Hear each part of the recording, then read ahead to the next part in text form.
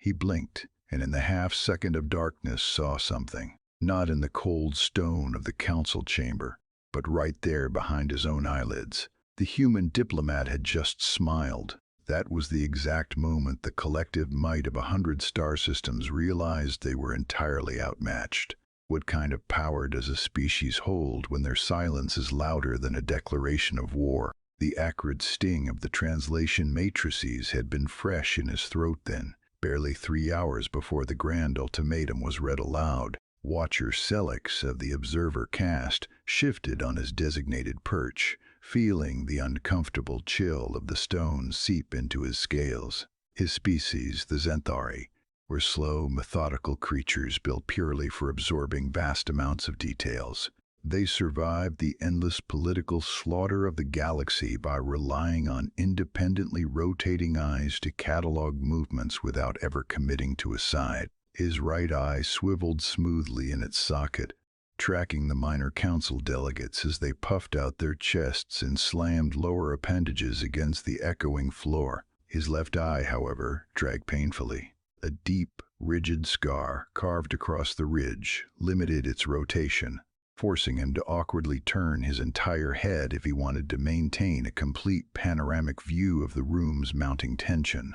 Deep in the lowest strata of the archives, he had spent the morning digging through redacted history. Celix's prehensile tongue flicked out, tasting the ozone-heavy air. It was a nervous habit he could never quite train away. He had found a file, audio only, 3 seconds long, classified at the highest absolute level of planetary security. He hadn't played it yet. The very existence of a locked, empty file regarding humanity had left a strange residue of unease in his primary stomach. Why lock away a recording of absolutely nothing? Then the heavy doors parted. The human diplomatic attaché walked in. No armor, no kinetic shielding. He wore a soft textile garment that looked entirely unsuited for the freezing temperature of the hall. He looked terribly frail next to the towering, chitinous delegates of the Central Worlds. The Supreme Magistrate began the proceedings. It was a calculated verbal assault. The magistrate listed fleet numbers, orbital bombardment capabilities, and the combined economic sanctions of 42 allied sectors. It was a threat designed to break a species before a single shot was fired. Celix watched the human closely. His right eye tracked the diplomat's hands. His scarred left eye locked onto the human's chest, monitoring his respiration. The human wasn't sweating. His heart rate, measured by the rhythmic pulse in his exposed neck, remained a slow, lazy drumbeat. The magistrate slammed a manipulator claw down. He demanded immediate surrender of the disputed mining colonies. The human reached into a pocket. Half the room flinched. Celix's tongue darted out again, but the human didn't produce a detonator. He pulled out a small, crinkling package of dried carbohydrates. He opened it, selected a piece, and turned to the massive, heavily armed Krell warrior standing beside him. "Want one?" the human whispered, loud enough for Celix's auditory receptors to catch. "These meetings always run long." The Krell warrior froze. Celix felt a sudden, violent, muscular spasm. His right eye stopped rotating. His scarred left eye seized. Without his permission, both of his eyes snapped forward, locking onto the human simultaneously. For a Zenthari, binocular forward vision was an involuntary biological imperative. It only happened when the brain registered an apex predator from which there was no possible escape. We will see exactly what happens when the tension breaks in the next segment. The magistrate's mandibles clicked in violent irritation. He slammed his heavy claw a second time, the sound cracking like a kinetic whip across the circular room.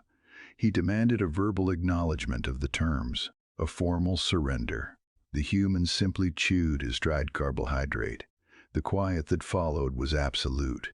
It was a suffocating weight, pressing down on the 300 delegates packed into the observation tiers. Celix felt his respiratory sacs flutter in deep panic. He looked at the relaxed posture of the frail human standing at the center of the hall. The human swallowed. He tilted his head.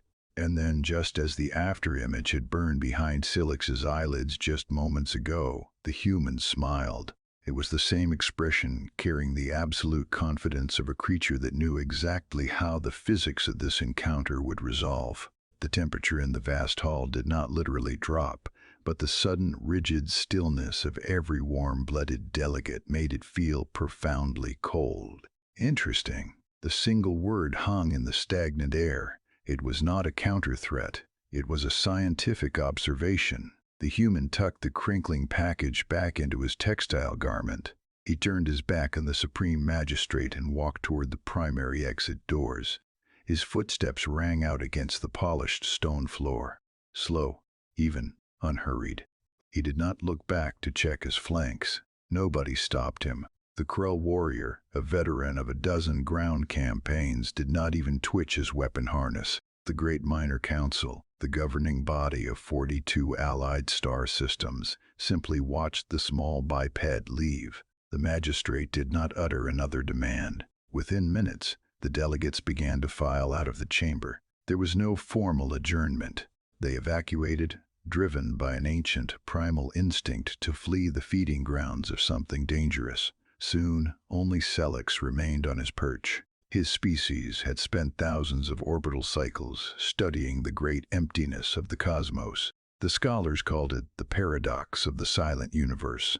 If the galaxy was so unfathomably old, why was the void so quiet? Academics believed it was comforting, a sign that life was unique. Sitting in the abandoned hall, Celix finally understood the horrific alternative. The universe was quiet because the true apex predators had long ago learned that making noise only drew attention. Prey screamed.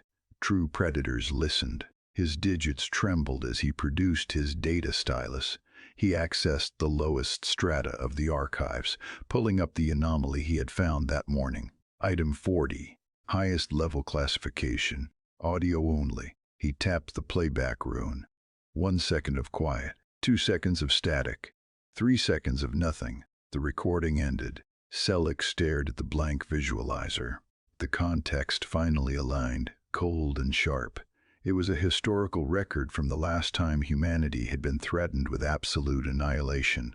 The audio was their entire official response. The species that had issued that previous threat no longer existed in any planetary registry. The humans had not argued. They had just smiled, offered 3 seconds of silence, and then erased a civilization. Celix tasted the ozone-heavy air. The chamber was empty, circular, cold stone. But now, it was the silence that echoed unnaturally. If you want to know what happened to that missing empire, make sure you're here for the next log.